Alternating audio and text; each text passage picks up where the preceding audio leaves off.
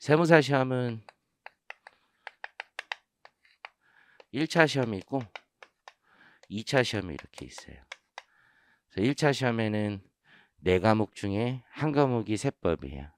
그래서 400점 중에 100점, 25%가 세법이에요. 2차 시험이 총 400점이거든요. 그 중에 세법이 총 300점이에요. 그래서 세법이 75%예요. 75%. 그래서 세법이 대부분이에요. 세무사 시험에서. 그래서 2차 시험에서 세법을 못하면 집에 가야 돼요. 1차 시험에서는 붙을 수 있어요. 세법을 잘 못해도 꽈락만 넘으면 붙을 수 있어요. 그래서 투입 시간이 제일 많은 거고 제일 힘들어요. 세법이 어려운 이유는 단 하나예요. 처음에 진입 장벽이 조금 있어요. 왜냐면 오늘 지금도 이렇게 대충 얘기를 들어보니까 뭐 소련말 같고 막 그렇지. 뭐냐 이게 무슨 용어 자체가 처음 들어보는 말도 많고 그렇단 말이에요. 앞으로 들어보는 용어가 일단 낯설어요. 그래서 용어의 정의, 개념 이런 걸 잡는데 좀 시간이 오래 걸려요. 그래서 좀 어려운 면이 있어요. 근데 어쨌든 1차 시험에 뭐가 나오냐면 법인세법이 우선 나와요.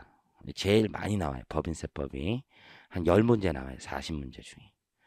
그리고 소득세법 나와요. 소득세법. 그래서 소득세법도 얼추 8문제, 9문제 나와요. 그리고 부가가치세법 나와요.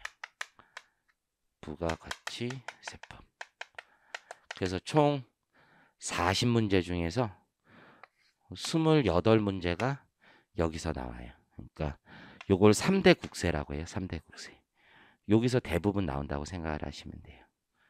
그리고 나머지를 사람들은 뭐 기타 세법 이렇게 부르기도 하는데 나머지 세법들은 마지막에 공부하셔도 되는 거예요. 그래서 그 세법이 뭐가 있냐면 국세 기본법이라고 있어요. 근데 사실은 굉장히 중요한 거예요. 국세 기본법이라는 게. 이런 세법들을 다루는 총칙적인 요소가 되는 법이에요.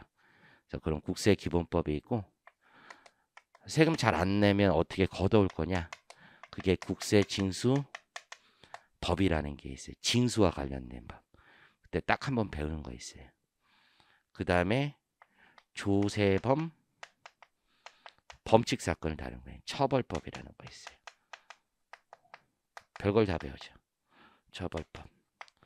그 다음에 외국과 거래를 했을 때 어떤 세금을 조정하는 법률이 있어요. 그게 국제 조세 조정에 관한 법률이라고 있어요. 그래서 요 4가지 세법을 더 배워요. 요거는 시험 보통 4개월, 5개월 전에 하면 돼요. 그런데 이 중에서 이건 진짜 좀 중요해요. 이거는 굉장히. 얘만큼은 좀 미리 공부하시는 것도 괜찮다고 생각을 하시면 돼요. 2차 시험에 가면 2개로 또 갈려요.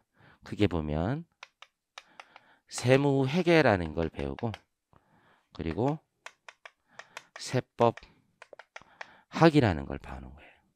세무회계에서 뭐 하냐면 요 3개 하는 거예요. 3개. 법인세, 소득세, 부가세. 요 3개 가지고 100점 하는 거예요. 그래서 계산 문제 푸는 거예요. 계산. 그래서 순수하게 계산. 그래서 100점 내요. 100점. 세법학이라는 건 200점인데요. 논술 시험 보는 거예요. 논술. 글로 막 쓰는 거예요. 어떤 주제에 대해서. 글쓰기. 또 하면 또 다 해요. 그래서 뭐 보냐면 1부가 있고 2부가 있는 거예요. 그래서 1부에 4개 보고 2부에 4개 봐요. 세목을. 그래서 1부에서 뭐 보냐면 요 국세 기본법 요거 배우는 거예요. 그리고 법인세, 소득세, 그리고 안 배웠었던 상속 징역 요거 배우는 거예요. 상속 징역. 그래서 그 벤자민 프랭클린이 얘기했어요. 인간은 피할 수 없는 게 2개가 있다고요. 세금과 죽음을 피할 수 없다. 죽을 때 내는 거, 죽을 때. 그래서 상속세하고 징여세 요때 내는 거라고 생각하시면 돼요.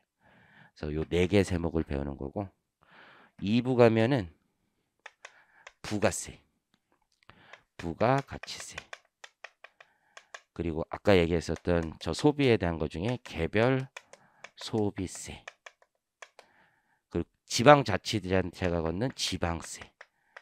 지방세 다 배우는 건 아니고 취득세하고 재산세 이런 거 배운다고 생각하시면 돼요. 그리고 조특법이라고 해가지고 이게 좀 사람 미치게 하는 거예요. 조세특례 제한법이라는 게 있어요. 이렇게 배우는 거예요. 그래서 역시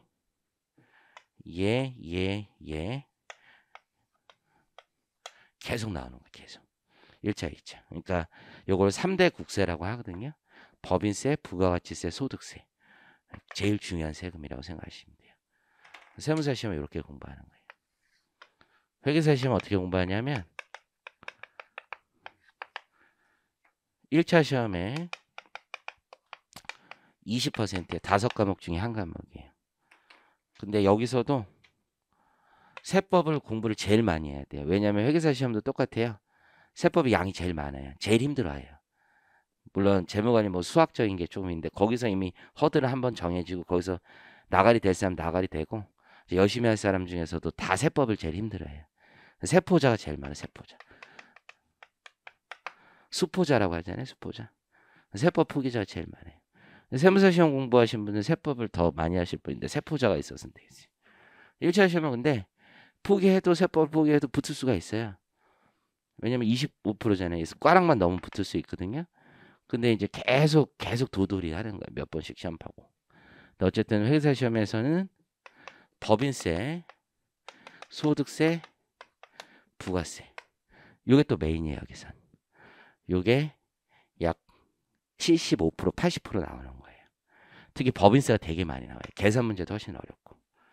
그런 다음에 상속, 징역, 국세, 기본법.